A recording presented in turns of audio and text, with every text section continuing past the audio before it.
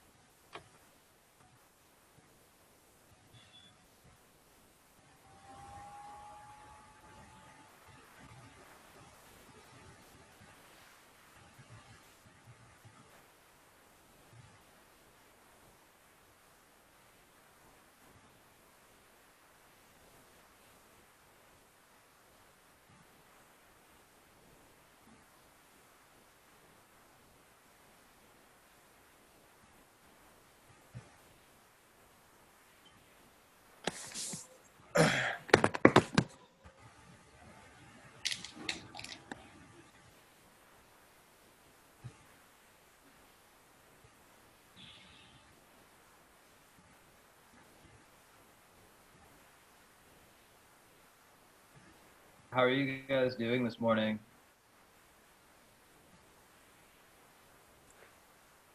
I think we're doing well. I was thinking that we'd wait another minute or two for Brenda to give us a ritual opening, and if she doesn't come, we'll do one.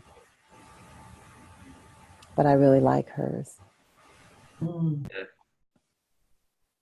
I would offer some meditative singing, if that seems like a good thing, but tell me not, if not.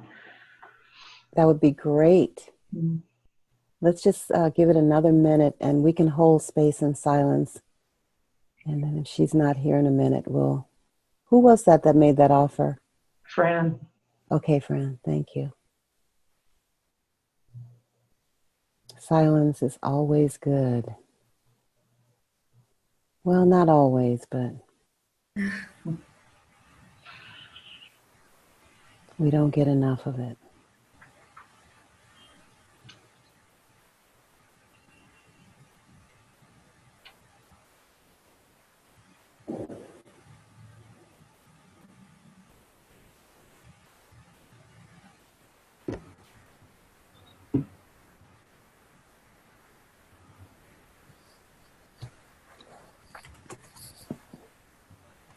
Okay.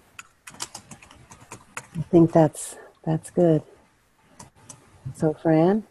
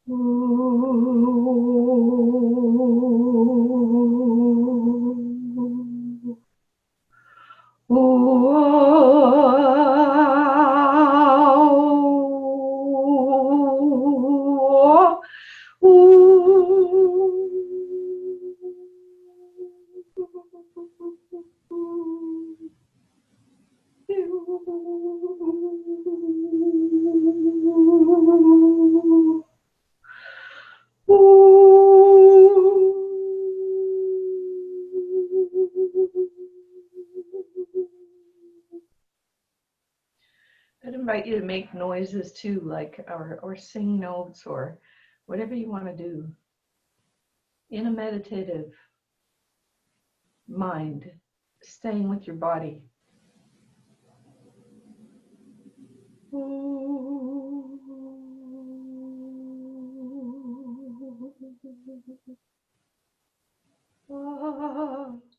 Thank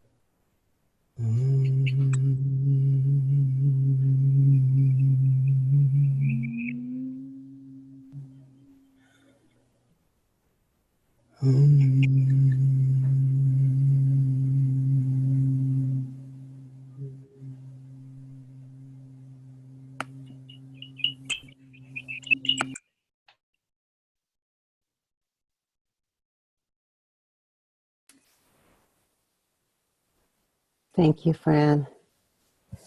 That time gave me a moment to think about or to allow for a poem, and so I think I'll close out this beginning time with a poem, if that's okay, everyone. And this is Rumi. Many of you will know this one, The Guest House. So let this be our invitation this morning, this day. This being human is a guest house.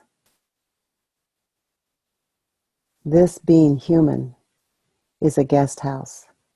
Every morning, a new arrival, a joy, a depression, a meanness. Some momentary awareness comes as an unexpected visitor. Welcome and entertain them all, even if they're a crowd of sorrows who violently sweep your house empty of its furniture. Still, treat each guest honorably. He may be cleaning you out for some new delight. The dark thought, the shame, the malice, meet them at the door laughing and invite them in. Be grateful for whoever comes because each has been sent as a guide from beyond.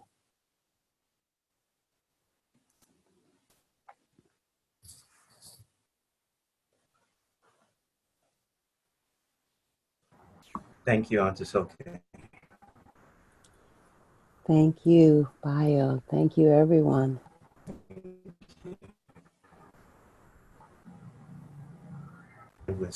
Wisdom.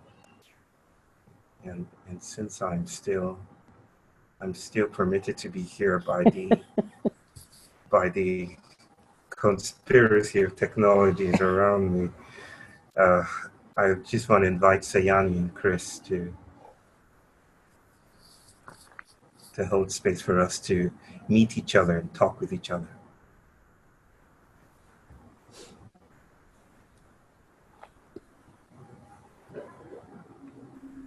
Good to see you still here, Bio. Good morning, good evening, afternoon. How are you guys doing? I want to ask.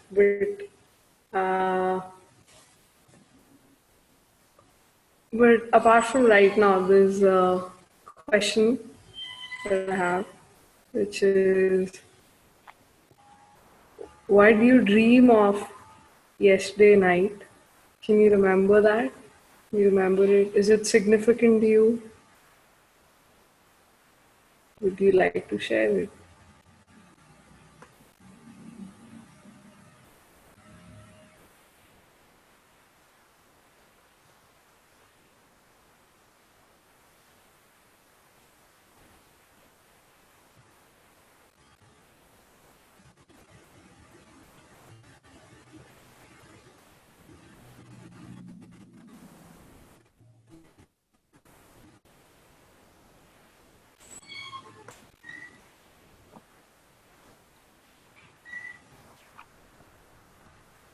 Some dreams might be off limits.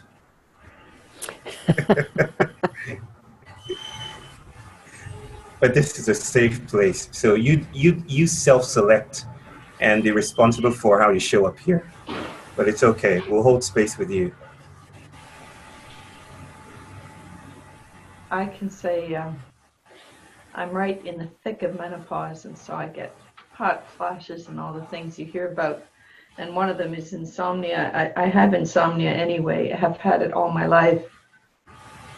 But it's especially bad right now. But anyway, long story about that. But anyhow, so I don't dream a lot.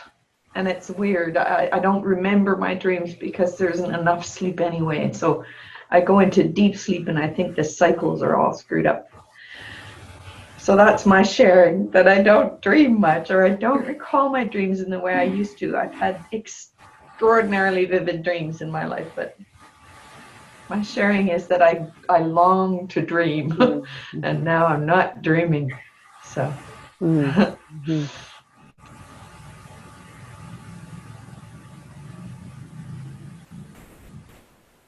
I'll share. I love dreams, and I have many, many, many dreams, and I go to bed at night and say, take me to my dreams. Take me to my dream. Mm. And there is a scientific study I just read that if you awaken yourself with an alarm clock after a 5-hour sleep, and then go back to sleep with that same kind of intention, take me to my dream, let me remember my dream, you'll get better results. It's just a thing to try. Dreams have been in my life always, and they have led me, and they have been prophetic, and they have been incredible. So it's a rich, rich world for me, and oh, I bless it. I'm very grateful. Thank you. Signe, did you have one yesterday night? I did, but I can't remember the gist of all of it. I'm trying to, I just remember little pieces of it. And it's actually, you just said there's censored things. It probably isn't something we want to talk about anyway. I was kidding. I was really kidding. There's no censor or anything. You can share if you want to. Well, I'd rather not, because it's kind of graphic and not Okay. what I want to get into here right now. I get All myself right. all emotional or something. Okay.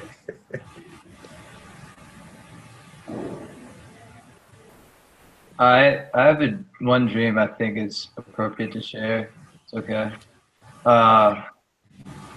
So last night, towards the end of my sleep, I dreamed that there's this rapper called Action Bronson, and he was jumping up and down on the Empire State Building, and millions of people in red lights were almost climbing up the building towards him.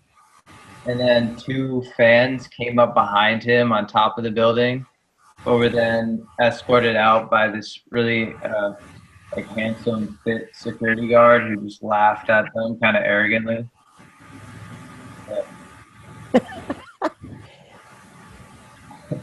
So is this a real, is this a real rapper, or is this a dream rapper? That's a real rapper. Whoa. Because I think it's because I went to a concert a couple nights ago. I think we need a link. All right. If you'll share. Yeah.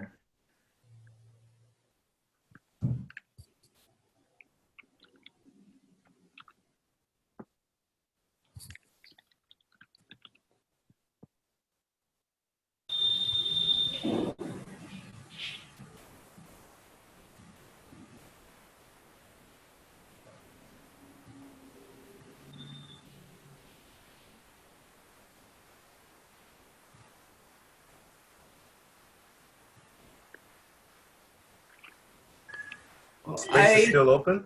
Okay. I have, since starting this course, been more interested in dreams again. I have not been remembering them lately. And I've been finding the last week or so,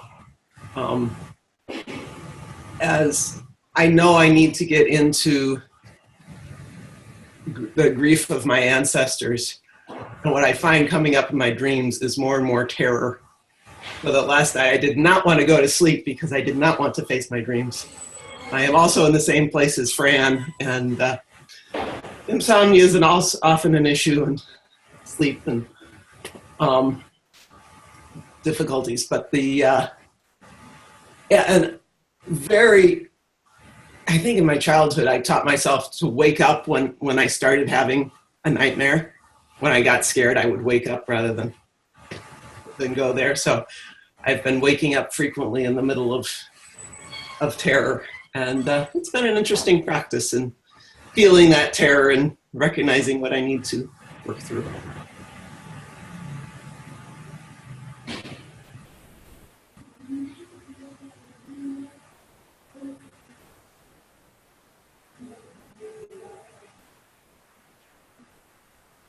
I will contribute. Okay. Like Signe, I am also I enjoy dreaming, and historically in my life I've had a couple of dreams that really had an impact on learning about myself and my growth. And I noticed that during the summer I wasn't dreaming so much. Okay, that happens. Sometimes it's more, sometimes it's less. But since this course started, I have been dreaming a lot. And in fact, writing some of them down. What I found interesting is when we did the exercise, what is broken? Create a shrine to what is broken. During the day, I thought, oh, there's a couple things broken, but nothing really sat with me. So I told myself one night, Teresa, dream what the answer, dream what is broken. And I did. I dreamt what was for me broken, and it hit home, and it's been something I've been exploring since that dream and since creating the shrine as well. So dreams are quite powerful for me and really give me some answers as well. Wow. Awesome.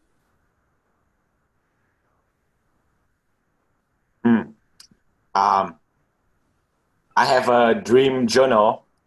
It's on my tiny notebook all the time. I put it next to the bed. And recently I've been having a very, very fascinating dream where I look straight into the eye of a very dear friend of mine whom I have always had some sort of half romantic relationship with. And she was looking very sad, and she said that you are such a disruptor, you are destroying people's lives. Mm. And I take that all in. I breathe in, and I'm like, wow. That I don't want to interpret too much, but I can feel the realness and the energy behind the sentiment. And it makes me think a lot about the creative destruction that sometimes has to happen, especially in time of crisis. Mm-hmm. Mm-hmm. Wow. Thank you. Koyan. Thank you. I didn't remember a dream last night, but a number of nights ago I had a dream about my mother telling me that I needed to detox and stop what I was doing and detox. And I said, no, Mom, I have to get through this, the patriarchy first. So. Wow. Yes.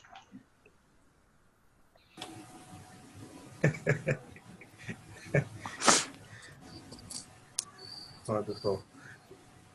And as you think about these dreams, I'd like you to also think about their significance and the larger question of how we think about dreams. Whether dreams are just flashes of neurons, in our heads, brains trying to sort out images, that we've taken in through the day, or maybe there's something more, something weightier with dreams. Let's just take one more because Looks like Asia had her hand up. oh, who didn't see. Asia, am I saying that correctly? Asia. Asia. Oh, Okay, Asia. Okay, yeah, you can unmute your mic and just go for it. Hi. So, I had a dream a couple weeks ago. I was walking through the valley of Yosemite with my partner, and it was so beautiful. It was so amazing, gorgeous. And the sky was filled with like hundreds and hundreds and hundreds of blackbirds. And they were all flying, and there would be like these gusts of winds that would take the birds up. And I was looking at them, and it was so beautiful. I couldn't believe it. And then I thought, wow, these birds could come and kill us. There's so many. But I knew that they wouldn't. And then one of the birds came down and dragged away this white swan by the neck.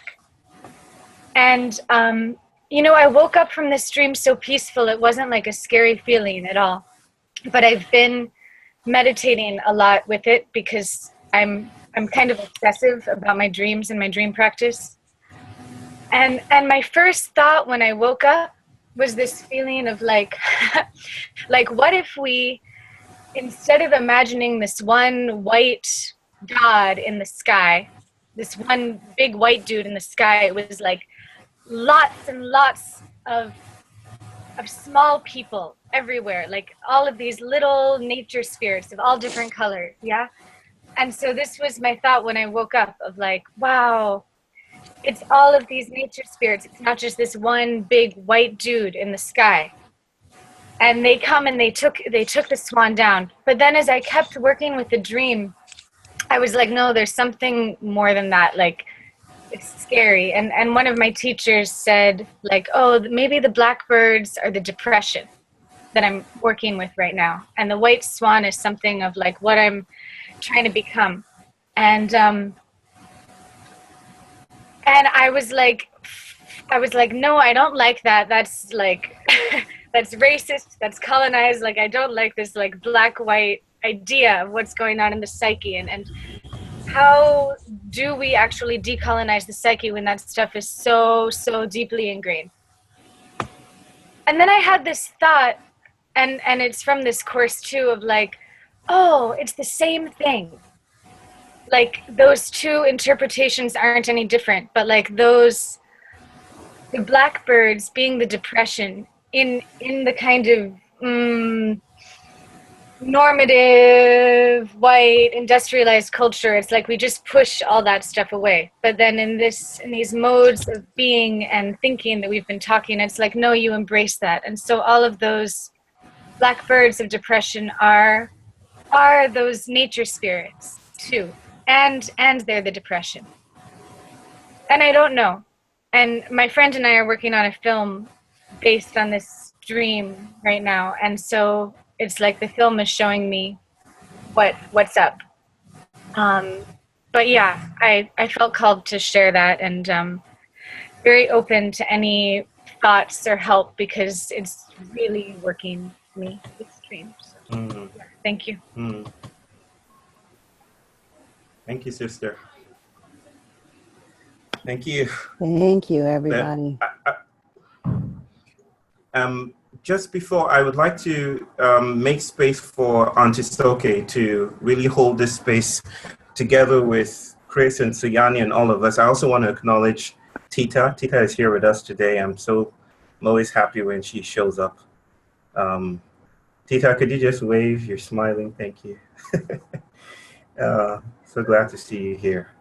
I just want to quickly say a few things. I was going to speak about some other things before, but I think I'm being chastised by the technology, so I would leave that to notes.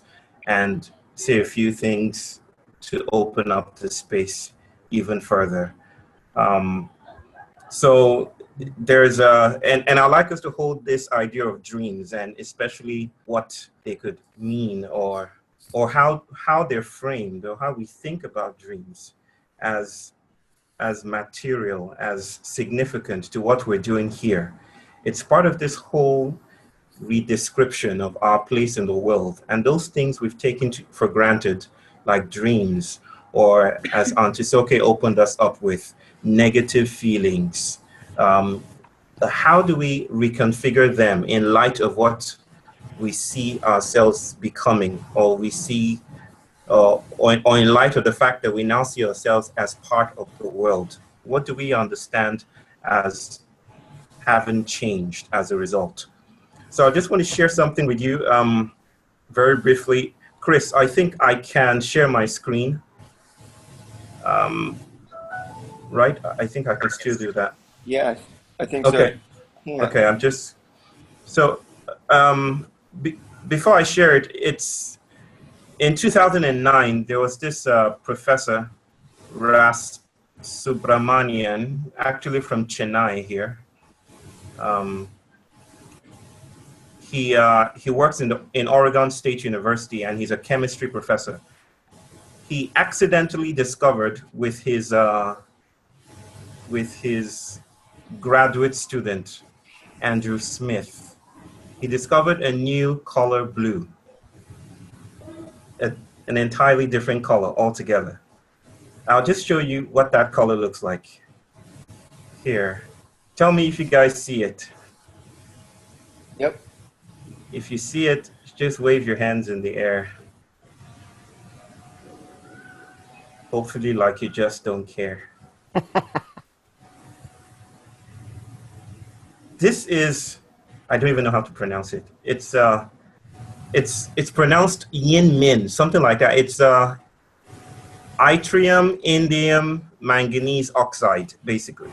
It's a pigment that was accidentally discovered. Chris, I don't know if Sayani is, maybe it's your mic. Maybe if you could mute your mic for a moment. I'm hearing this. Aha, there. That took care of it. It was like a plane was taking off. Mm-hmm. Yeah, it did. Thank you, sister. So this is yin min. I'll just call it yin min blue. They discovered this, and they said it's a new pigment altogether, a new idea of blue. And it's the first time in 200 years since blue has been, color, so to speak, has been discovered, if you will, to use it that way. Now, and it might interest you to know that Crayola just recently, of course, commercialized this and gave it a proper name, a more commercial name. They call it Beautiful. Beautiful, like beautiful and beautiful. So it's, they gave it the name Beautiful. So I started to wonder about the colors we cannot see. If it's true that the world is so vibrant that there are other colors, there are aspects of the spectrum that we haven't discovered yet, then the world is so large, and it's so ferocious and beautiful all at the same time. Now, you're probably wondering, I've seen that color somewhere before. It's not so special. Just to show you how really special this discovery is, I'm just going to ask you to do something, and it will require we all unmute ourselves. It's a simple exercise. I'm just going to ask you to, yeah, please, everyone just unmute yourselves. And feel free. Remember, We Will Dance with Mountains is about not being polite. Okay? Don't be polite and proper. Just let it go. Let it rip. Okay. I'm going to try to speak above the din and say this. Maybe it was a wrong time to tell you guys to unmute yourselves. But here it goes. I would like you to think about this color and imagine you are tasked to describe this color to a blind person. Wow. someone who hasn't seen any color. In fact, it doesn't have to be this color. It could be any old color, you know, red, green, yellow. Now describe the color to the person. Don't write, voice it out. Okay, imagine I'm the blind person, or imagine anyone here is the blind person. Wow. What would you say? Now hold on just a bit. 2 conditions. You cannot use any metaphors. I don't need to describe what the metaphor is. And how about a simile? You can't use a simile as well. Those were the 2 conditions. You can't use a metaphor or you can't use a simile. But describe this color or any other color you want to describe. Let's stick to this color. Describe beautiful to Stevie Wonder or to me or to anyone here. Go. Vibrational. Vibrant density. Is powdery, beautiful. Jumping up and down and up and down and up and down. You know what? Exciting. Hold on, guys. Let me up the stakes. We will gladly refund you your registration fee. If you do this, we'll refund you your registration fee. How about that? So let's have it in again. Go. That means it's impossible. Scintillating. Light Skin. Victims of the center of your throat when it's higher. has iridescence Oh, I'm just blocked. that Like a high Okay. All right. Let me play teacher. Kristen, how about you? Do you want to say something to that, Kristen? You want me to say what I said, or? Yeah. Just respond. Yeah. Yeah, my response was, it's the feeling that comes out of the center of your throat when you feel fully alive right there. Metaphor. Beautiful metaphor. I wasn't supposed to use a metaphor. No, you were. Feeling. Anyone else? Let's do it one by one so we hear our responses now. Anyone? I do a lot of singing. This is Fran again. Okay. I do a lot of singing, as maybe you know, and I also trained for a long time as a singer. So sometimes, and this is well known in the musical community and in people who paint and so on, there's an intense synesthesia between color and notes. And I have to say that, and I know my notes in my body, right? And so there was a particular note that came to my mind, right? High A flat, or I don't know, it's a crazy thing to say, but that's what happens. And like you, Kristen, when you said the center of your throat, I thought, oh, she's describing the place where we make sound. So interesting. Yeah. Fran, can you make that sound? I don't want to make it right now because it's way up the hell in the stratosphere. Go for it. But, You want to try? oh, up there. Yeah, play it on your piano. It's like anyway. Beautiful. I wouldn't be surprised if that actually correlates with beautiful in some sense. Well, I wonder if there's a at least to some frequency people thing. I would. There are very I'm sure synesthetic people who can do this more than I can. Anyway, they can that's all. they can taste color and all of that. Okay, just anyone else want to try? Fran, thank you for that. I would Aaron? say. Okay. No. Oh. Yeah, go ahead. Who okay. hasn't spoken? I was going to say it's a chill on my skin. Chill on your skin. Metaphor? Of course, it's a metaphor. The was just, it's a beautiful, profound metaphor, right? but it isn't, there's still something amiss. Like I'm looking for, in an absolute sense, the right, correct sequence of words that would immediately convey what this color is to a person who has never seen this color before or experienced it before. It's the softness on the edge of a hard, sharp edge. Right before you hit the edge, the softness of the edge before you touch it. Lovely. Lovely. Lovely. Thank Deborah, that was you, right? Yes. I need to figure out how to change it from D.A. Griffin to Deborah, but I always forget once I get off. It sounds like a hip hop name, Da Griffin. like a. Or you but thank you. And say hi in Dutch. I know you anyway. It's a beautiful metaphor, and I like the idea of just before you touch the edge. Just one more. Anyone wants to try? What Azia says, what the birds swim through when heat kisses your skin. Oh. Lovely. Lovely. One more? Anyone?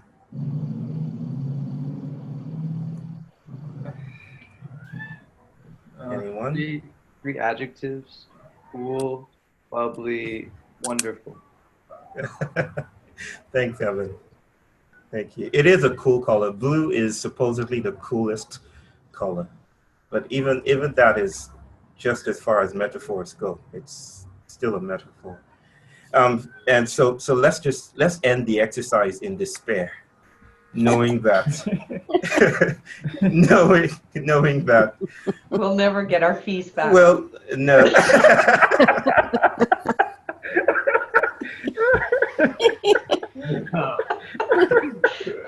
Damn. I'm so sorry. I'm so sorry. Yeah, yeah, that too. Yeah, let's end this knowing that that the world is doing something beyond language. You know, the old metaphysics is that language is the medium between us and the world as it really is. But language is also a species of the earth, and it's grounded and limited. It's not absolute. It's not between anything. So there is a sense in which language, there are places language cannot go, and it's surprising to know that that the things we experience every day, red, yellow, what's you know, the idea, the notion is, the idea that I'm trying to convey here is that we experience these things every day, and yet it seems we cannot circumvent them. They're incomprehensible in themselves, or they're inexhaustible. Maybe that's the word I'm looking for. And Bio, if I can offer, it's Kristen again, and even another layer, because I was previously an optometrist, an eye doctor. And so what is fascinating about the eye, what actually creates color are the specific combination of the cells at the back of our eye, our rods and our cones, and that's why there's color blindness. Well, if there's 7 billion of us in the world, the combination of those cells are actually 7 billion times 2, right? With our 2 different eyes. And then there's the whole process of the perception of the color that is also unique. And yet we use this language, this collective language, to describe it. And it just further, I feel, validates what you're saying. It's. Thank you, Kristen. Beautiful, beautiful. This is really helpful to me too, Bio, because I've been trying to find a way to talk about imaginal, and finding myself being very frustrated because all humans are imaginal in my mind and engage with the imaginal or with imaginal, but it's indescribable. And every attempt I've made to try to, it's like trying to corral it, or it's like trying to scoop a cup of the ocean out and describe the ocean based on that cup, you know. So this is really, you know, there's something here about preconceptual. Right. Right. Thank you. Right. It makes you wonder why, or brings you to terms with, maybe this is the reason why Hindu And those vast Indian mythologies say that silence is the stuff that the universe is made of. Like there's this eternal hum that resonates everywhere and through everything, or divine laughter, as a rabbi once told me, that mocks our attempts to name things. And this is a proverb I'll share as I move ahead, and I just have a few minutes left, is name the color, blind the eye. Proverb I met one time. Name the color, blind the eye. The very idea of assigning a name to something blinds us to its inexhaustibility. Yeah. And we fail to notice. Think about this not only with colors, but with sadness and all those negative feelings that we would evaluate or, valorize in certain ways to the exclusion of other possibilities that haunt that object. So yeah, it's all the colors we cannot see is a theme that I've been really wrapped up in. And I just want you to think about the ways we think about crisis, for instance. I think there is a social justice apparatus that emerged in the 17th century that taught us to think of crisis as something exterior to us, something outside of us, something that needs to be fixed. Because the metaphysics of the Enlightenment was there is an inside that is stable, a global universal self or soul, and there is an outside that is transient and deterministic and mechanical. And so basically, to fix the world, we already stand outside of it. And that's why we have legacy institutions like UNESCO and UN and all these bodies that talk about crisis and suicide prevention and stopping climate change and all of that. The idea is the trouble is outside, right? It's out there. It's there. And it leads to this sanctimonious Puritan attempt to solve things for people. Hence the term white saviors. I come into your place and I fix your problem for you. Because crisis is a color that we see in a particular way because we are shaped in particular ways by a vast sprawl of whiteness, if I could put it that way. And just to make the distinction clear, by whiteness, and we're dealing with lots of colors today, whiteness is, I think, is easily conflated with white people, but I think I would readily say, I would assign it the value of a material arrangement that privileges white bodies, or in a regime of visuality, in a regime of seeing, and in a specific mode of relating with the planet and producing relationships. In a sense, it's disembodiment, if you will, and it enlists every type of people. It enlists the more available people who would call themselves white people, and it enlists people like me as well. I grew up thinking I was white, in a sense, so I grew up in a white world. My education was white. I learned to think white, and all of that. So but decolonization here, and this I hope segues into what I would, Auntie Sokwe wants to open us up to today. It's not about going back to some pre-whiteness. It's not about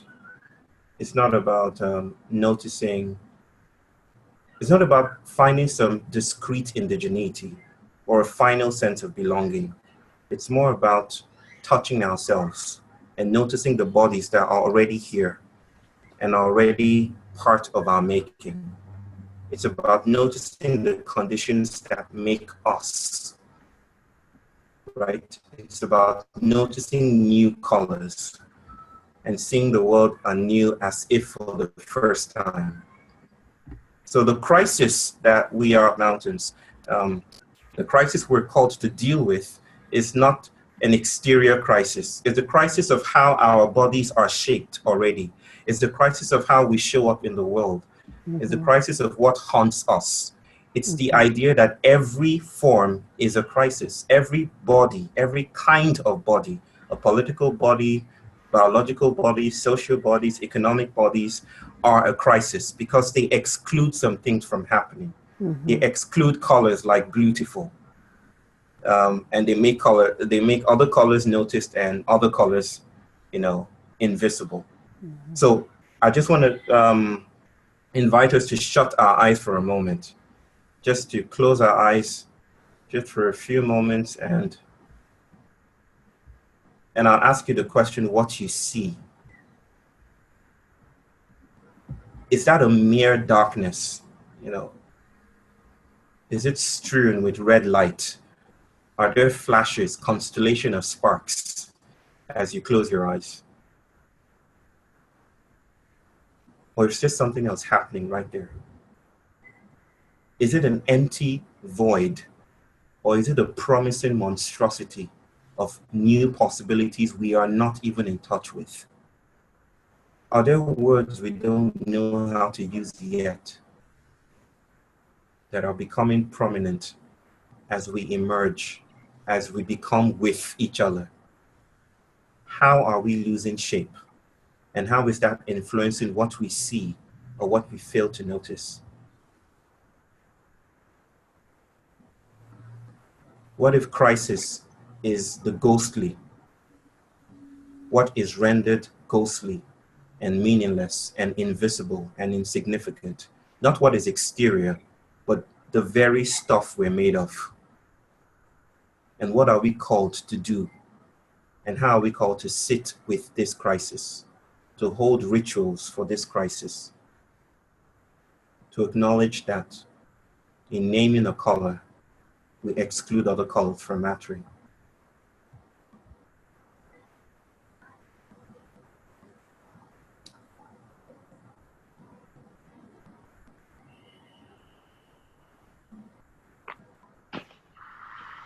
Okay.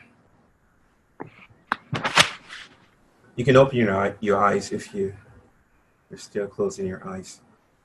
Auntie Soke is still a deep, profound, wonderful influence in my life. And we just met a couple of times, maybe twice. But the way she speaks, the ground she breaks when she is present is powerful. And in this space, when we, I don't need to speak about the context, the worlds that are congealing around us, very troubled worlds around us. But we need new kinds of analysis. We need new kinds of wisdoms. We need new grounds to stand upon, to stand with. And I'm grateful that Auntie Soke is a voice for new stories, and new possibilities, and new colors that we probably haven't noticed before. So, Auntie Soke, I'll mute my mic.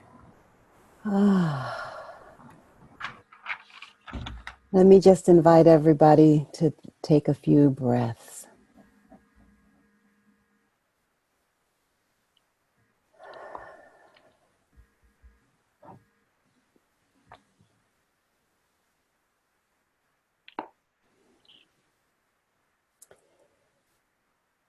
And I'm always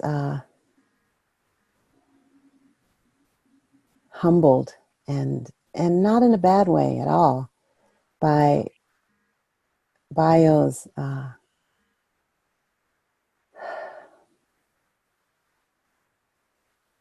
musical, lyrical, magical, free-flowing way of bringing us somewhere. And I'm wondering if we could just, before we transition, like when you hear a poem and there there's a phrase or a word, but no long speaking, just like popcorn fashion for ourselves and for Bio, like what sticks from what we just experienced with him. What do you want to remember? Phrase, a word, an idea.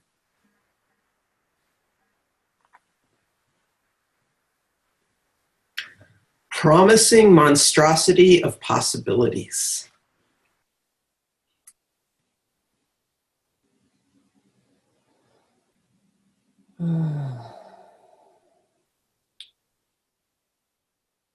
Bodies are crises because they exclude other things from happening. Silence is the stuff that the universe is made of.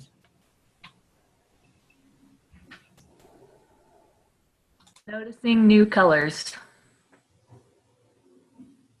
Whiteness is disembodied.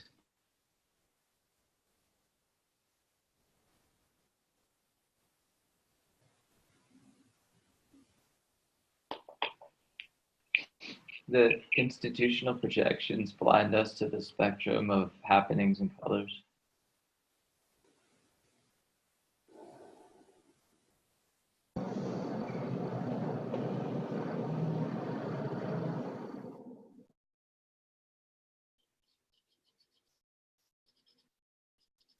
It is about touching ourselves, notice conditions that make us.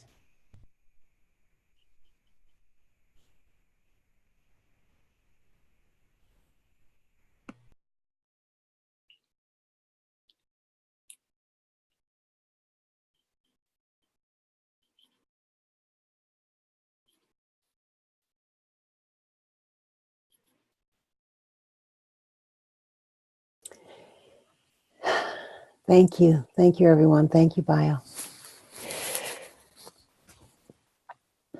So I do sometimes feel like when I enter your cadence, I'm like, I just get taken somewhere, and whatever my plan was, it's like, well, what was I gonna do? So I have to bring myself back. And I want to anchor this talk. First of all, let me say howdy to everyone again. Want to anchor this piece to, again, the idea of learning to attend to experience. That's sort of the continuing thread. And in relationship to the idea of many colors, I want to just really titrate toward something big. And today I want to have us hold an idea that things could be better, possibly. Things could be easier if we could increase our ability, our capacity to recognize, appreciate, and engage difference. And of course, that is always about inner difference as well as what we perceive of as outer difference. So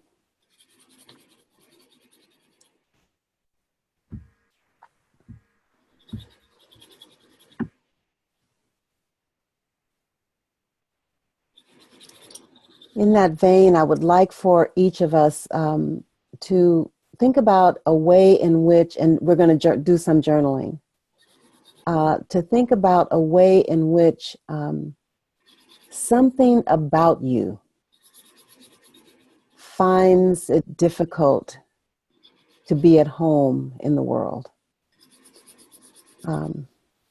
It could be that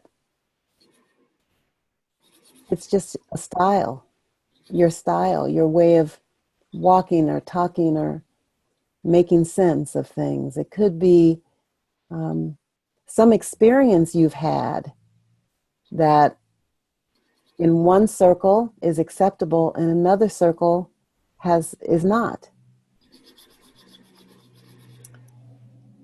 It could be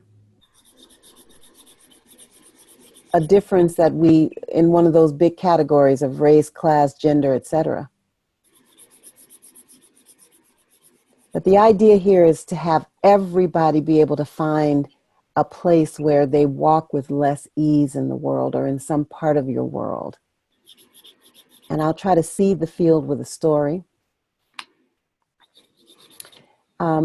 As I think I've mentioned here before, I am part of this blended family where my in-laws, my wife's side of the family has more class privilege and white skin privilege and also just like a way that that they raise children that has a more of a feeling of abundance and generosity, and it's okay to be dependent in that family. It's okay to be dependent in that family. It was not okay to be dependent in mine. But anyway, so that's the situation. And one of my children one of my sons, who is no longer here, had been, and even telling you this, I can already see the gaze downward, right? Like where I don't want you to see me and I don't want to see you taking this in, right? This is what getting really close to the experience can be like. So, but my son was in jail and my stepdaughter was getting married. That was the situation. My stepdaughter getting married, and we were to go to this somebody was bidding for the job of catering the wedding. So we were invited to go to this fancy place to see how they were going to, what they had to offer. And we're sitting in there and having this very fancy little meal in this created environment that was supposed to just make us feel special and all that. And the whole time I'm sitting there, I'm thinking about my son, Joe. And I'm thinking about him eating out of these vending machines, top ramen, and whatever else was on offer there, that the wardens actually ran that commissary, and they got rich off of it. But anyway, there was no way for me to bring that in, even afterward. I mean, even if I chose not to talk about it in that moment, there was just a way that bringing that difference forward, there was no way to do it without creating more difficulty. So that for me is an example of what it's like to live in a world where difference is not recognized, appreciated, or engaged. And my assumption is that each of us carries many examples of how that's true. So the starting point here is to ask you to think about a way in which something about you is not at home in some part of the world some significant part of your world. And we'll just take like 2 minutes and just, bullet journal a little bit on that.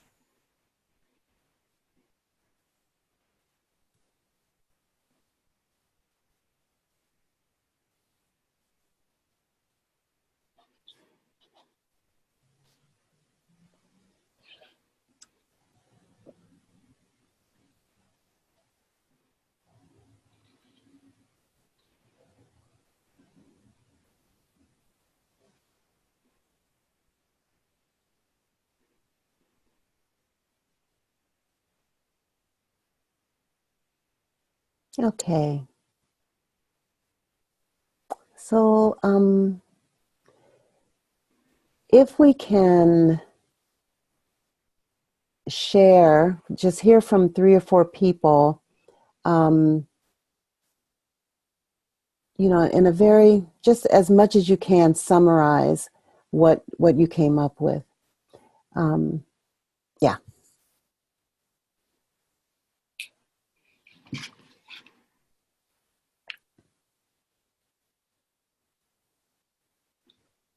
I'll go ahead. I just briefly wrote, real quickly, I'm not home in corporate America. What is my prosperity? For I have never planned or thought about money. What is my value? And how does one self sell oneself? That was my discomfort. Thank you, Signe.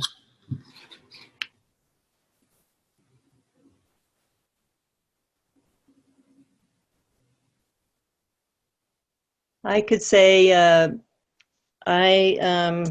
not at home. I was trained as a family practice doctor, and I'm not at home in the medical community. I immediately go to, though I actually, long story short, don't have a medical license anymore. I just do homeopathy, but I immediately go to my stubbornness, laziness, unwillingness, haughtiness, and don't get to my truth until the end of the list. So that's where I'm not at home. Thank you, Marnie.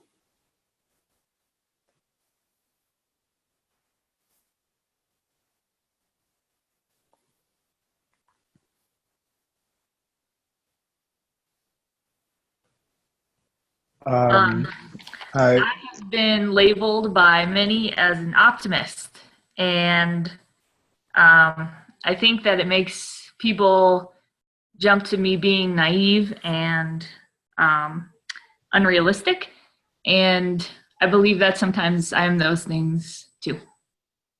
Mm-hmm. Mm-hmm. Who was that was trying to speak at the same time? Amanda. Yeah, it was me, John. I hope you can hear me. Yes. Yeah. So I suppose there's so many things where I feel not at home or places. What came to me was I work as a gardener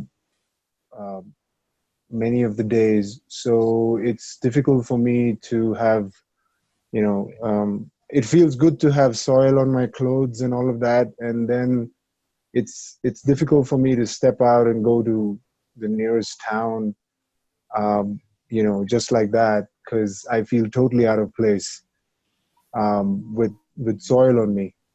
And something that I enjoy becomes something that I feel others look down upon, and it sort of becomes internalized. Yeah, so people getting under my skin. And it's also, I've noticed, like over the years, I've done so many different kinds of things which people would associate with different careers. So it's difficult being not an expert in anything and running into people who are good at 1 or 2 things. And it's yeah, it's difficult being when somebody asks me, what do you do, like what kind of work defines you, and I have no answer. That feels out of place. Thank you, John. Yes. Okay. I'm in the same place as John as far as trying different environments, and none of them fit me, I realize, because they have expectations for me that I do not, that are not who I am. And I cannot, any place that tries to make me be something that I'm not, I am uncomfortable in that environment. Who is that? I'm not seeing who's speaking. Sharon. Okay. I wonder if generally people could give their name before Oh, they speak. that would be great. Yeah. Yeah, because we can't always find you on the screen. And Ilsa, is it Elise? Yeah, I'll go. Well, in early childhood, from the beginning, I was just left alone a lot. So being alone and having my own universe going on is my comfort zone. So that socially, as a young childhood into teenagehood, even up to my 20s, I was an extremely quiet person, very self-conscious in social situations because people expect smiles and chit-chat. And I didn't know how to chit-chat. And it became, so that was the point of discomfort and not feeling at home, that if I were to be in my own comfort zone, it made other people uncomfortable. They would wonder, and it would come back to me, even like from fellow students in high school, that they thought I was stuck up because I didn't know how to engage the same way other people did. And then when I was 20 years old, I moved. And I moved to a place where I didn't know anyone and nobody knew me. So it was an opportunity to reinvent myself in the way that I presented myself to the world. I wasn't bound by the way people already knew me. And I converted my discomfort by learning how to be very nervously chatty. Sometimes I'll still have moments of being the wallflower. You know, I walk into a room full of people and I can't figure out how to mingle at all. But for the most part, I've learned how to be very chit-chatty, blah, blah, da, da, da, da, da, da. Sometimes saying some things of minor value, usually really not saying anything, but it makes other people more comfortable. But then I'm so uncomfortable because I'm not me. And that has gone on for so long, like 4 decades, that I've lost touch with the silent Elise. And I've been working on trying to find her again. But so I'm just really go through that paradox of making others uncomfortable if I'm my quiet self, and having forsaken that quiet self to learn how to be in the world that makes other people more comfortable, so I can have a back and forth with people, but on another level than I'm in my discomfort zone. So that's my paradox. Thank you, Elise. Okay, I want to move us to the next step of this. I want to ask you to think for a moment about, before we do that, is there anyone, and we're only going to have time for one person, so let's pause after I ask this question so that, we're not just impulsively speaking. And the question is there anyone who absolutely just couldn't come up with something?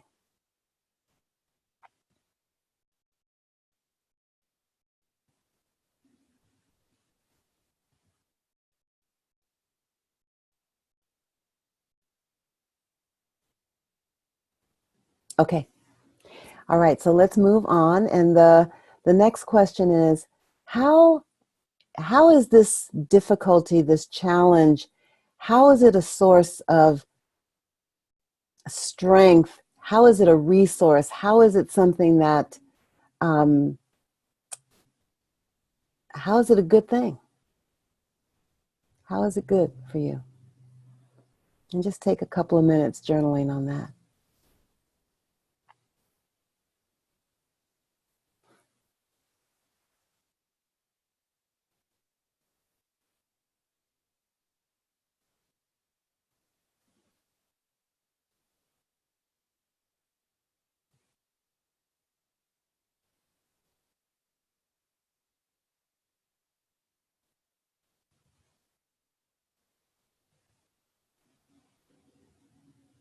Hello?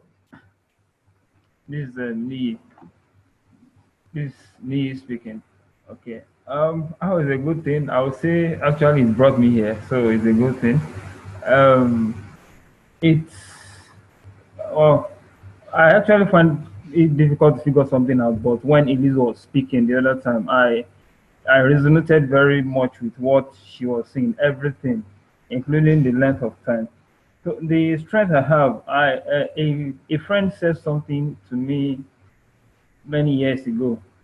He said weakness are strength in disguise, and that disrupted my view of weakness. So, uh, seeing I didn't see it as a form of weakness, though if I'm around people, I discover that I may not be able to flow very well with them, but I see that it has made me connect with the whispers that some people have, the uh, other realities that people also have, or like a sense of a beautiful world that is also possible, and it's as that's what brought me to where I am today. Thank you. Nia, did you want to say what the challenge is? What was the first journaling? Can you say it briefly? Okay. I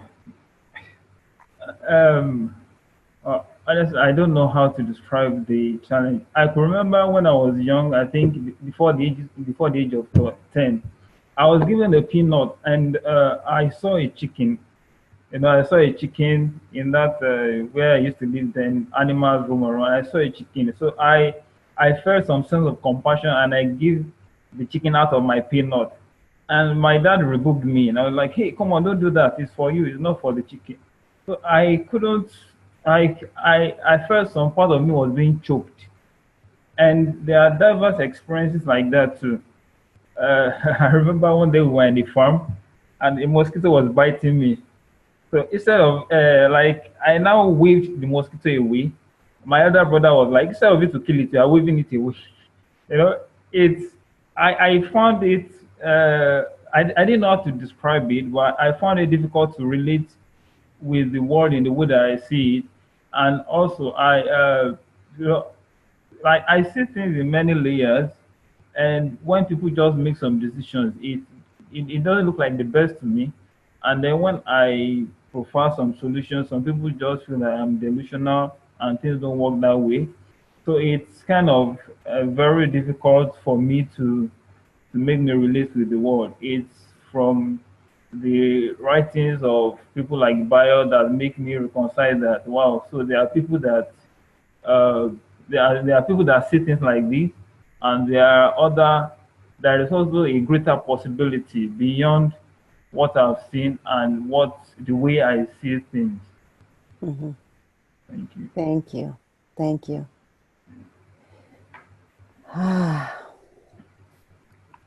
Couple more.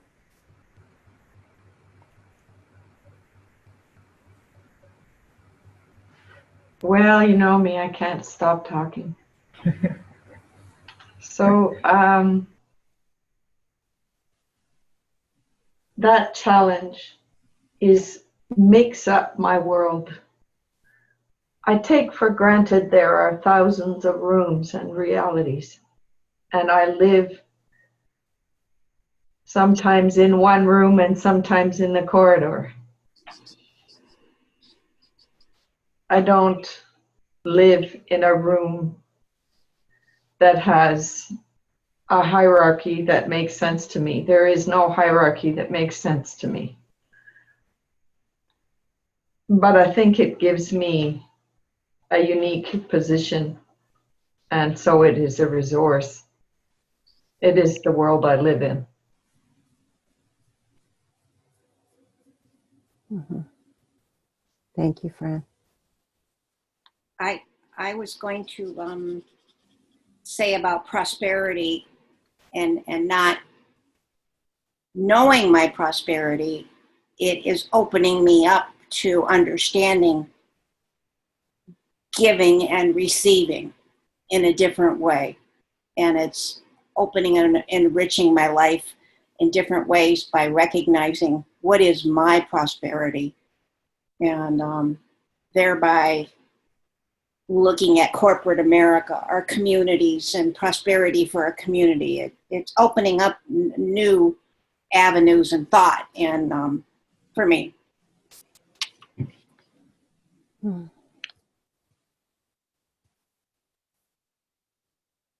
One more.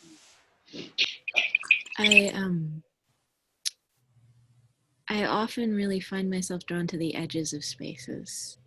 And recently it's been this thing where even in a class like this where I think I would have just dove in and talked all the time, I've been really catching myself hanging back a lot. And yesterday I'm attending this conference this weekend, and I also found myself going kind of in and out. And there's this weird double consciousness that happens.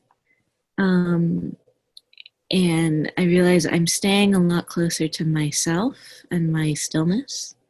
And I'm still kind of figuring that out. How that,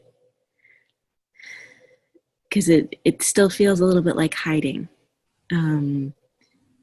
But there's kind of an edge there that I know does bring, when I enter spaces, then does kind of bring more of a ground that isn't there if I'm right in the center of it. Mm-hmm, mm-hmm.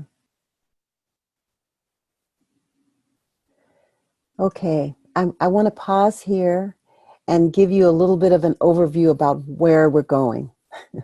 In all these 30 years that I've done the work of trying to build alliances, help people build alliances across these big categories of social difference, one of the practices that we've used is called the Speak Out. And the Speak Out is an opportunity for people who have been on the target side of oppression to speak out to people who are on the non-target side of oppression. And the Speak Out questions are very specific, and they are followed, the Speak Out is followed by a report back, and not a report in the sense of an interpretation, but a true, I heard you say, and trying to stay as close to what the person said as possible. There's something about that unlocks a lot of possibility for people. When I hear my words spoken back to me unedited, there's power in that. So that is one way that we recognize, appreciate, and engage difference, is by actually hearing from the difference, hearing from the perspective of people who live inside of oppression, or who are carrying around this inability to engage their own difference. So that, I just want you to know that in case we run out of time, that's where we're going. And I'm actually hoping that we can do a separate Zoom class. We can add another one in for anybody who wants to actually experience the Speak Out itself. So having said that, let me give you the Speak Out questions and ask you to continue with the same, whatever challenge you wrote about or spoke about, to continue in this vein. So these are the Speak Out questions. I'll start with the first one. What do you want people to know about you in this challenging area? What do you want people to know?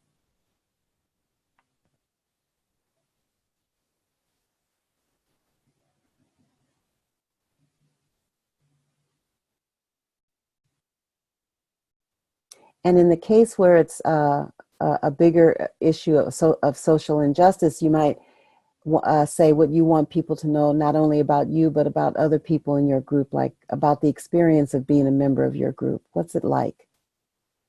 And that can include what you're proud of, what you're happy about, what you know, as well as other stuff.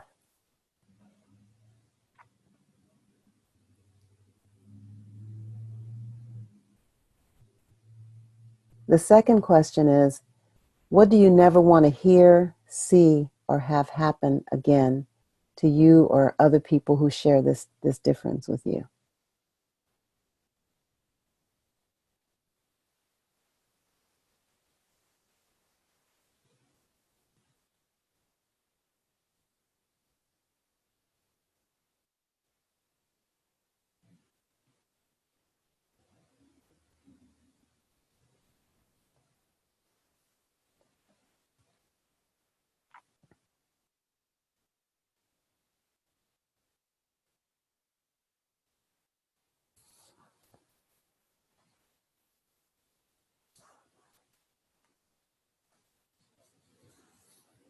And the last one is, what do you want or expect from your allies by way of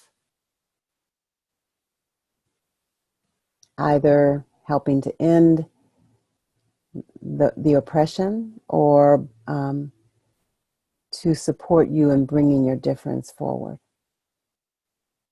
What do you want or expect from your allies?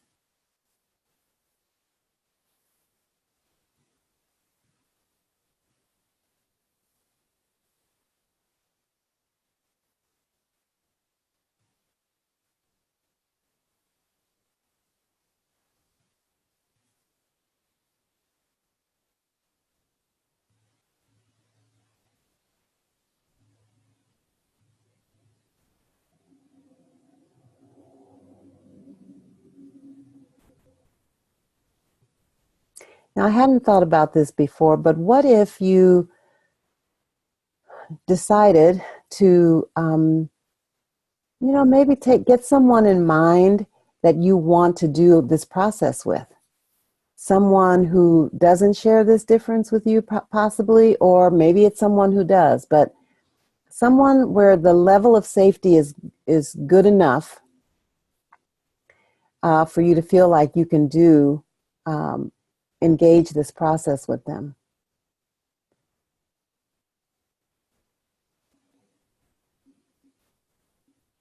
You may or may not do it, but it's helpful to have someone in mind.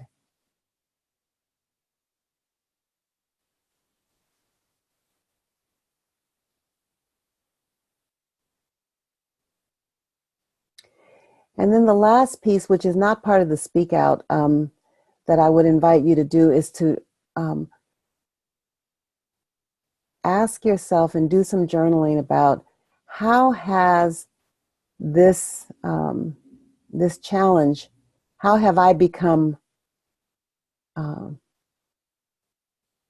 aligned with the part that says no to this, the part that says this is not okay to be. And someone talked about it before, internalized. How have you internalized this difference? But, how am I against myself on this matter? Someone once told me that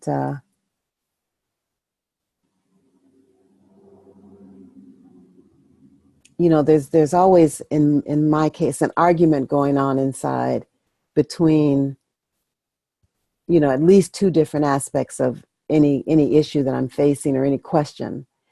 And if someone outside me lines up with one of them, I'm toast, right? Like, there is no way for me to stand up against the two against one.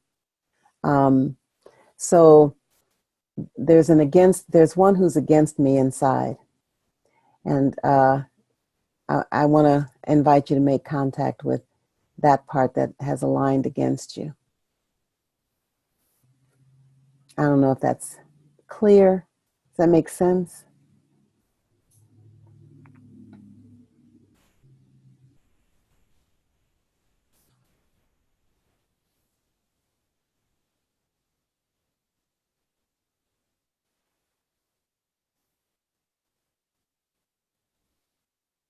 Can you say that one out loud? Because I'm not fast enough with the chats. Yes. A similar question is, how have I been complicit in a Yes. situation that I do not desire? Yes. Mm-hmm. Thank you.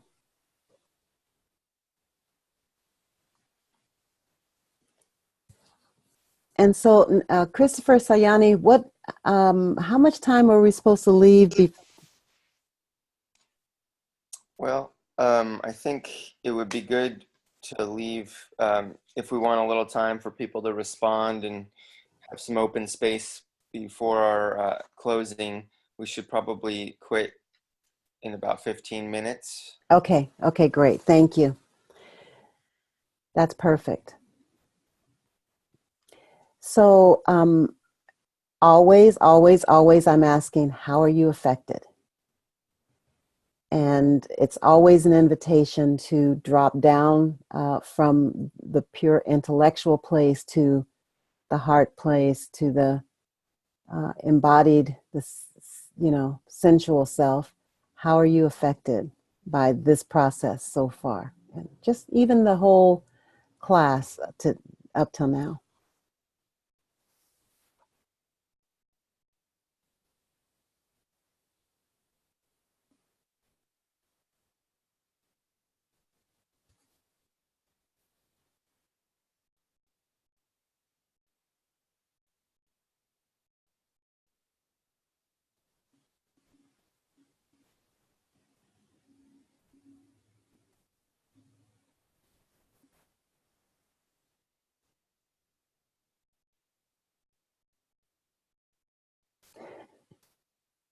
Can I say something? Please. I think the silence speaks volumes for itself, right? I think at the beginning of the course, there was some discussion about how do we make sure that this class is not going to be a white space. And I don't know if that was in the class or if it was in a conversation between me and Jürgen and Bayo or somewhere else on the side, but I think all of us kind of are trying to feel our way around this. And I know that I wanted, for example, to hear from my people. So I created a side conversation with April and Justin and Margot and all the Filipino Americans.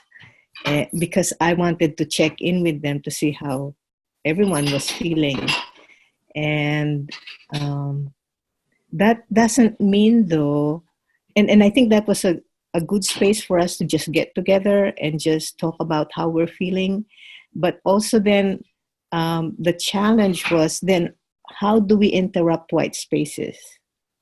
And then Margot raised her hand and said, I will. And so for me, because English is not my first language, I always struggle with trying to articulate and how to think on my feet and how to, say what I really want to say and explain what I want to explain on my feet. I have a hard time doing that. So I tend to then not say anything or hang back. But that doesn't mean I'm being complicit. I'm just being aware that I have a hard time doing that. And I think in the course of the last few months, or since we started, I have noticed the struggle also of those who are white folks to also deal with this. And for that, I've been really appreciative of the voices and the vulnerability that folks have shown and shared in the group. So I think as a space, as a circle, it's been both it's been difficult. We are in the process of trying to unwhiten the space, and the people of color are trying to create a larger presence within that group. And maybe that is what bio refers to as chaos. It's chaotic, but it's beautiful because we are struggling, because this is difficult, and the courage to just work with the difficulty, for me, it makes it worthwhile to wake up at 7 in the morning, which is not my usual time. I'm not a morning person. So yeah, it is difficult. Mm-hmm.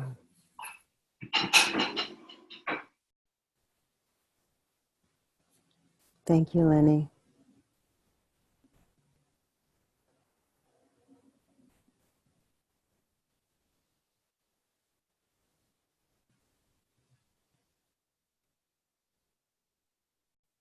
This is Erin, and I find I'm hesitant to speak right now. I appreciate so much, Lenny, what you just said, because I've noticed, Isoke, when you were asking questions, I'm holding back, especially about, how do we experience difference or when we don't fit. I was really wanting to hear from people of color, and I'm so curious about the meta process, and is it just easier for white people to step forward and say something? And I noticed myself hanging back, and that question that Lenny asked that came up in the chat, I only just listened to it this last week, not chat, the conversation with Jürgen, Lenny, and Bio, that we have access to the video. I think Jürgen was saying something about making sure the Facebook group is not just a white space, and he used this image about being infected with a virus, this virus of whiteness that we're unwitting carriers, and I'm haunted by that. That's all I want to say. I'm haunted by that.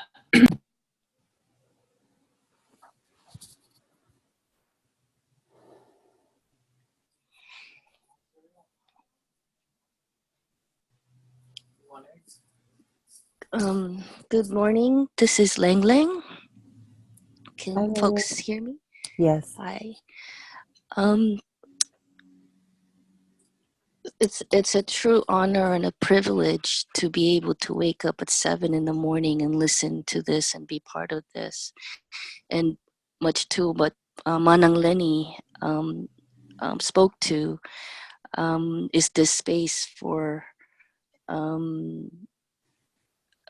whiteness. And I had a real tough time in the beginning because that's what I was sensing.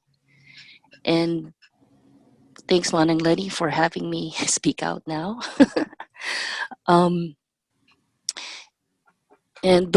I had my one-on-one session with Bio, Kuya Bio. I'm calling him Kuya Bio. And shared what I just shared with you with him. And it actually, the safe space here is compelling me to stay and be part of it to address that issue. Maybe hunting for others, but it's just another day for me.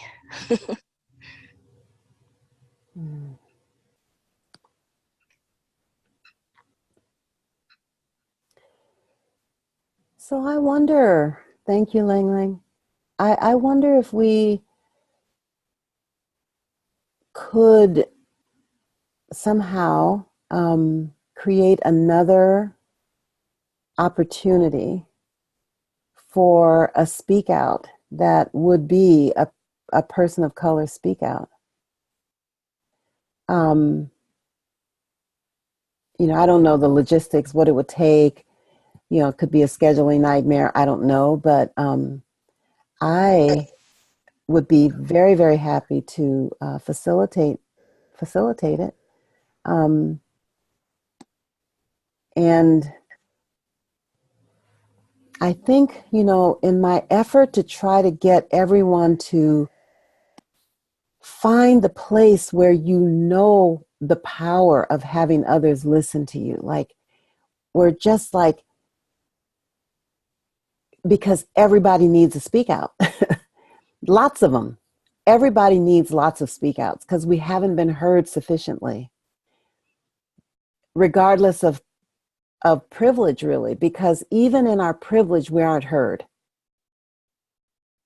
And even in our privilege, we don't get facilitated to be heard in a way that matters. So the idea was to give everybody a taste of this, and then it felt like it would help allies to be better listeners when they're listening to a target group. So that was the rationale behind how to do it, and I think that's fine. There are constraints. There's time constraints. There's the technology. There's all kinds of constraints, and that's okay. But I do want you to know what the arc was in my mind, anyway. But I wonder if how many people, is there a way that people can indicate if they'd be willing and desirous even? But I wonder if we can get a tally. You know what I mean? Like if people can just say a yes on the chat or something, and we can get a count. I don't know how we could do that, but anyway, people were doing it. Being done here. So we could have a raise of hands. I think we have that. There is a raise of hands. Can you count the hands? When I don't see anything that tells me how to raise my hand. If you, yeah, I don't know where that went. I don't see it either now, but everyone's typing yes right now. now. We can just raise our hands, I guess. Yeah, it does seem like there's a desire for that. Yeah, yeah. And I guess I would encourage anyone that has concerns about that might feel shy or wants to support it but might feel shy in the big group, to feel free to contact myself or Sayani privately, and we can certainly, Bio had to leave the class, but I'll certainly convey this to him, and then he'll probably be in touch with you about scheduling. That's okay. Okay. Okay. This is a powerful, if you can learn how to use, and I don't like to use that word use, but facilitate a speak out process, it is such a powerful liberatory tool. It just, and we just don't, it hasn't become part of the consensus reality at all. So I'd love for everybody to have an experience with it, and be able to have it in their toolkit.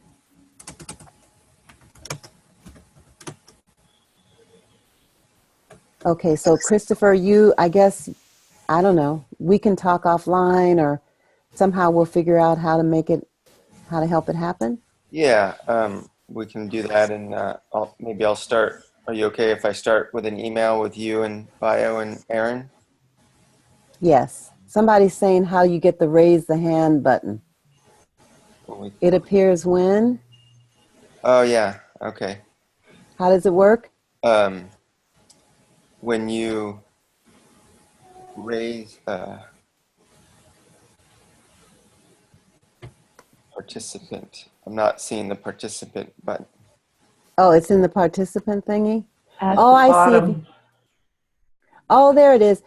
When I click on the participant, there's a raise hand option. But I don't know if we can get a count from that, though. That's just like if you want to talk, I think. Well, it does show a little blue square where people have raised their hands, and I see 1, 2, 3, 4, 5. So if you're able to do that, go into the participant icon and then press the raise the hand. And Christopher's trying to get a count. So I count about 34 out of 45 people with their hands raised. Beautiful. So seems like there's a desire, and of course, if nobody's required to do anything in this class. So. but I love the idea and I'd like to see it happen. It is about 15 till. Okay. Soki, was there more you wanted to say, or did you want to open it up to some responses before we do our closing announcements and ritual? I want to close with a ritual song, but other than that, I think we can either go to check out questions or, yeah, whatever we would normally do here. Well, let's have maybe 5 minutes right now of just some open space of people have some responses to any of this, and now's a good chance.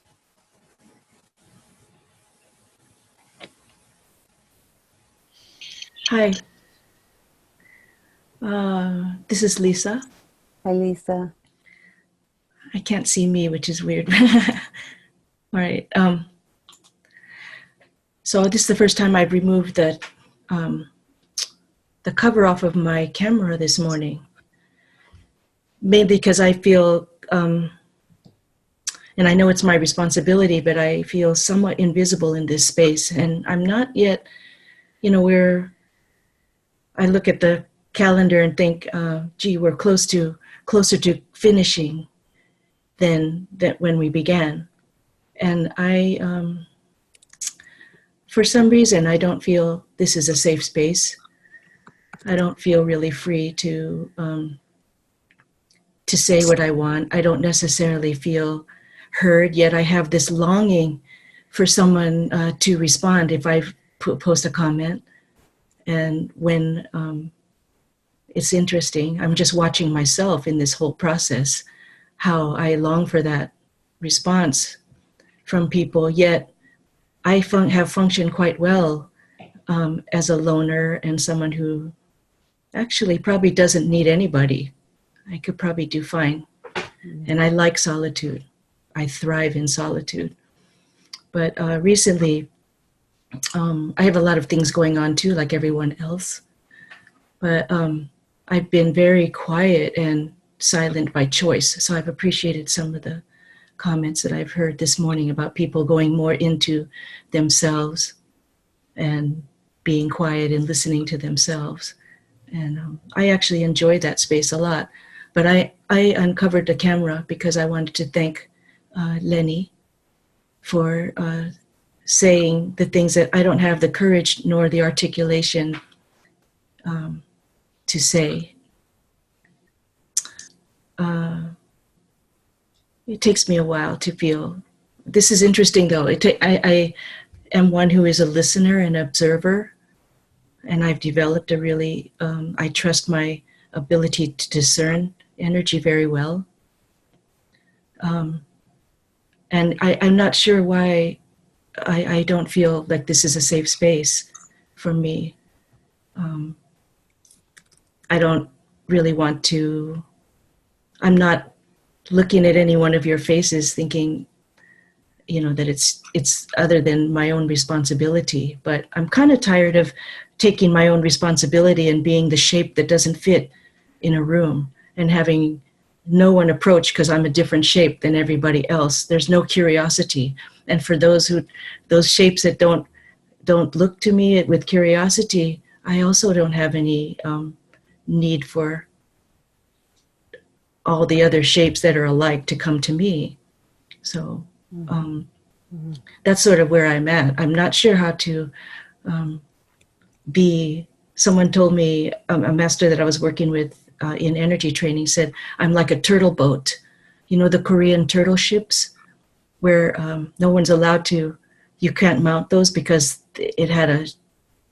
those turtle ships had a kind of shell on the outside like a turtle, but the enemy could not board that ship without being detected or slipping off of that. And I've been referred to as a turtle boat. And that image, she said, let go of it when it doesn't serve you.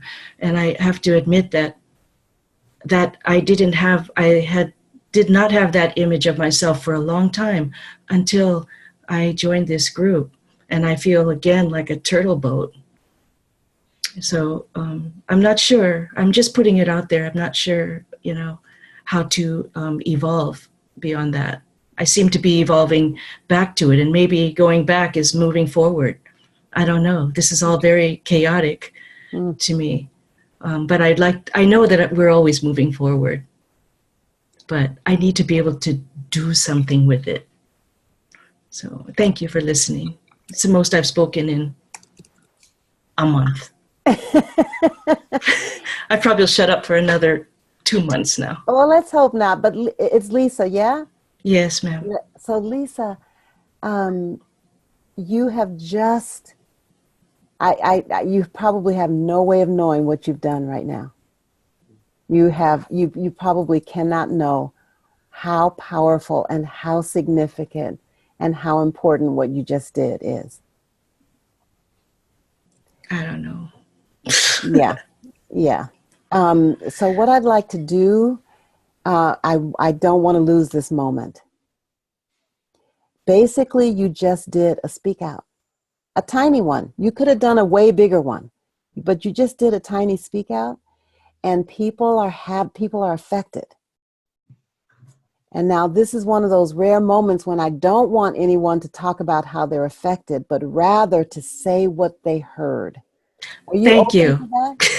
Are you open to hearing like as close as we can to what you actually said? No interpretations, no editing. I'd really appreciate that, because that's what I feel like. People jump in so quickly that I don't want to say anything, because people jump in and then change it into something, a different shape. And so I'm just pissed and frustrated with this whole thing. Yeah. So this is beautiful. So, okay, thank you. We're going to hear, and I'm going to really hold you here to a high standard of do not do this unless you are pretty clear that you're saying back to Lisa what she said, and not your feelings about what she said or your thoughts about what she said or what you hope she was saying, but what she actually said. Hey, it's actually way easier. So I know I sound stern there because I feel stern. But this is an opportunity. And I don't mean to scare you away, like, it's not okay to make mistakes, but I really want to hold it to a high standard here. So can we hear from a few people? What did you hear? I heard that this is not a safe space. So let me just tweak that a little bit. I heard you say that you do not feel safe here, or this is not a safe space for you. Thank you. I heard you say that this is not a safe space for you. I heard you say that you're tired of taking responsibility for being excluded.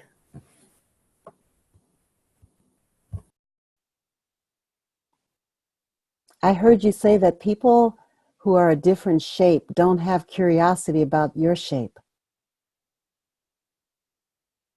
I heard you say that you are tired and fed up with people taking what you give us about you and making it into something of theirs.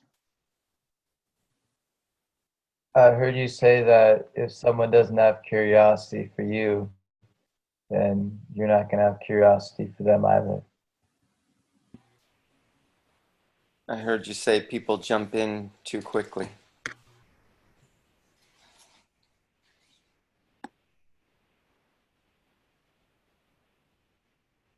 I heard you say that maybe you would like to release the turtle boat a little bit more.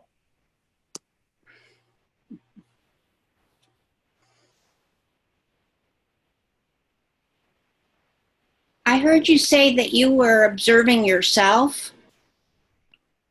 in this whole process.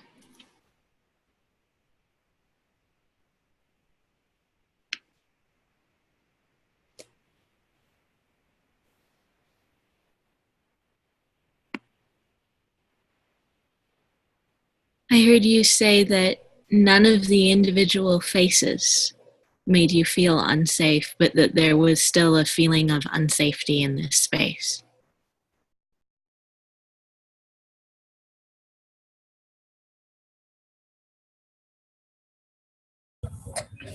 I heard you say that you would like people to respond to any comment you put on Facebook, and you can see the longing for it.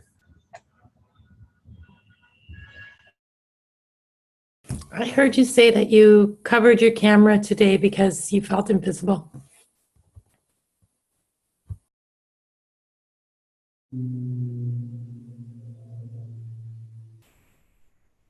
I heard you say that. Go ahead. I heard you say that you don't feel sure that you're welcome here, really. And I felt that in my heart when you said that.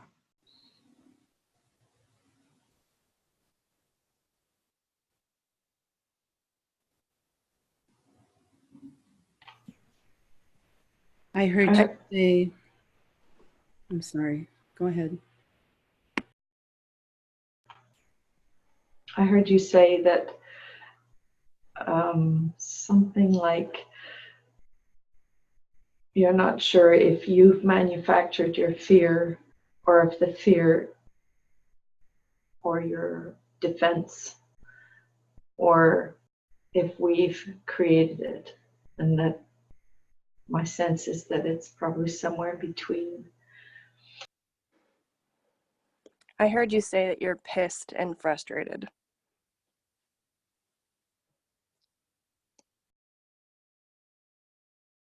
Deborah? I heard you say that you're uncomfortable in this space. You hate coming into a room where there's no curiosity and people jump in and turn what has been inquired in to a different shape.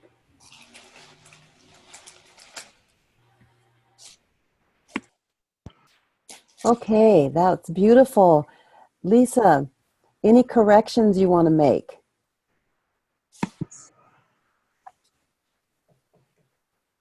Unmute yourself, sweetie.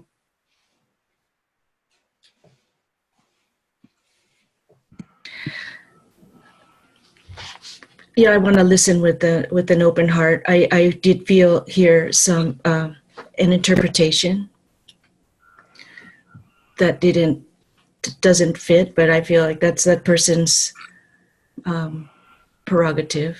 It's my prerogative to dismiss the comment as, I don't want to say invalid. It's not. It is valid because I listened to it and I heard it. But I have to let go of those interpretations that are not accurate. Mm-hmm. And besides that one, how did we do? I think we are doing the best we can. Mm-hmm. That part I believe. We're doing the best we can.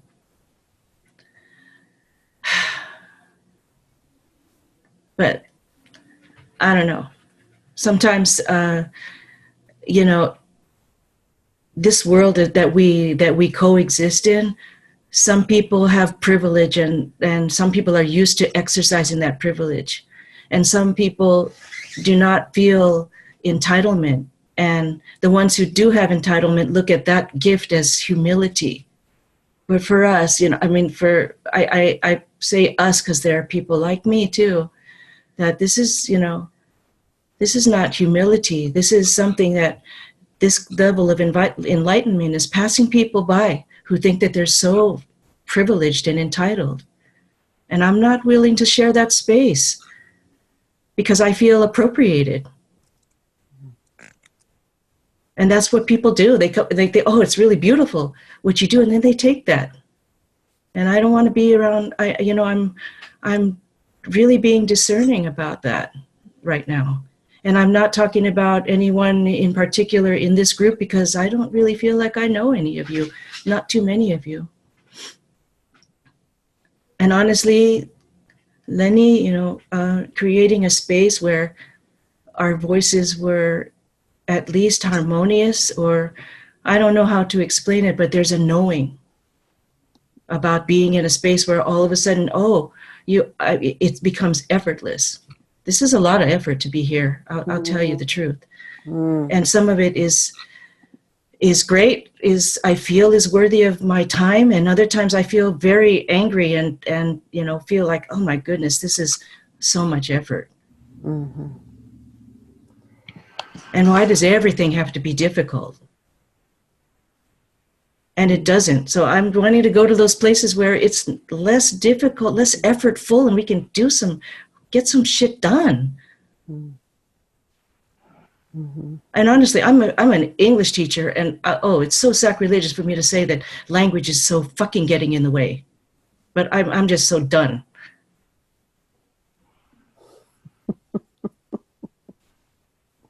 Of course, I do have papers to correct today, but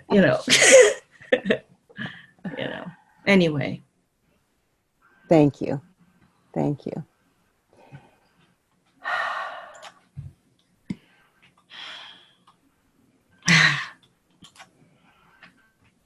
So we may end this call with a strong sense of ease, and that's okay.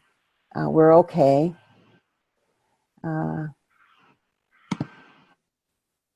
Yeah.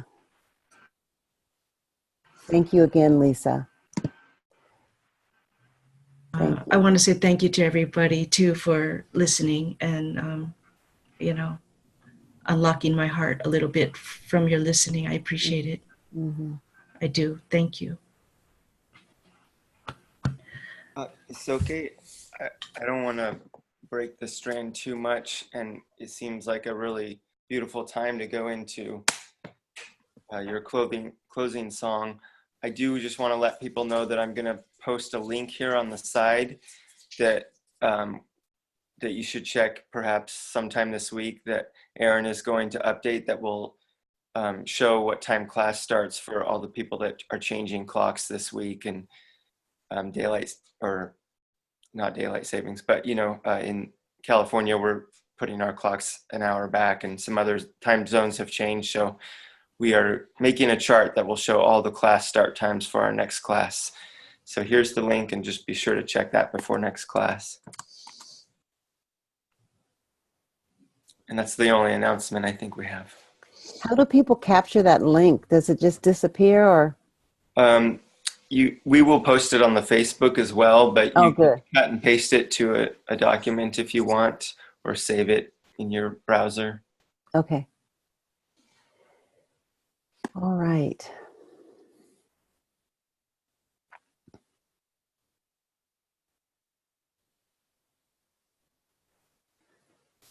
So I know there's probably a lot going on, and I would invite people to do some journaling after this, just on how you're affected. So.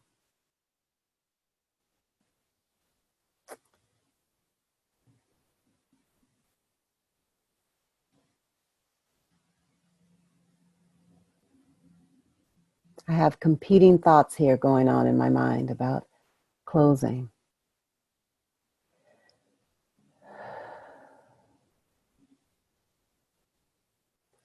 Yeah, so the one that keeps wanting to come, it just, I don't feel completely aligned with it, but it's insisting. So I'm going to sing it through once or twice and then ask you to join if you want. And you can join with mics on or off. May the work that we've done speak for us. May the work that we've done speak for us. And if we fall short of our goal, someone else come take a hold. May the work that we've done speak for us. May the truth that we told speak for us. May the truth that we told speak for us. And if we fall short of our goal, someone else come take a hold. May the truth that we told speak for us. The tears that we shed. May the tears that we shed speak for us. May the tears that we shed speak for us. And if we fall short of our goal, someone else come take a hold. May the tears that we shed speak for us. The love that we have. This is quite May had the a love good time. that we have speak for us.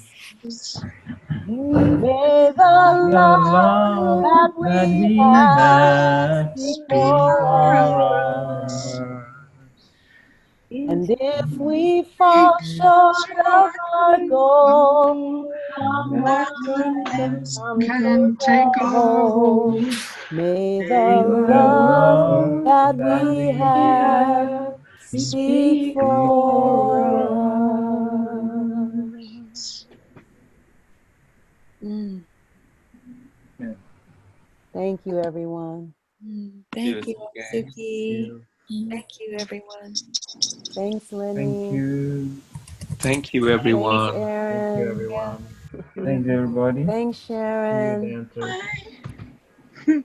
Thank you, Bye. Lisa. Thank you. Bye. Thank you. Thank you, Isoke. You're welcome. Thank you, everyone. Thank you, Lisa. Thank you, Lisa. Thank you, Fran. Thank you, Isoke. Thank you, Lisa. Thank you. Until Thank you, next Suki. time. Thank you, Fran. Mhm. Thank you, Jay. Thank you, Eva. Okay. All right. Okay. Thank you, Lenny.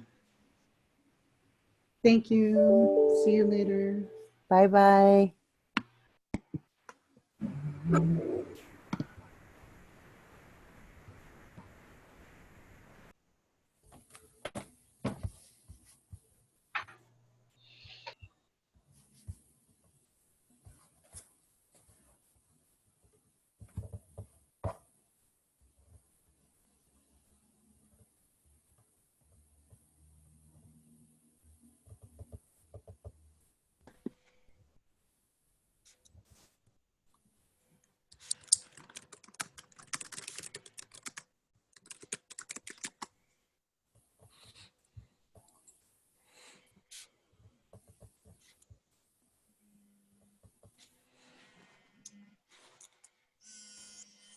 I think that's my cue.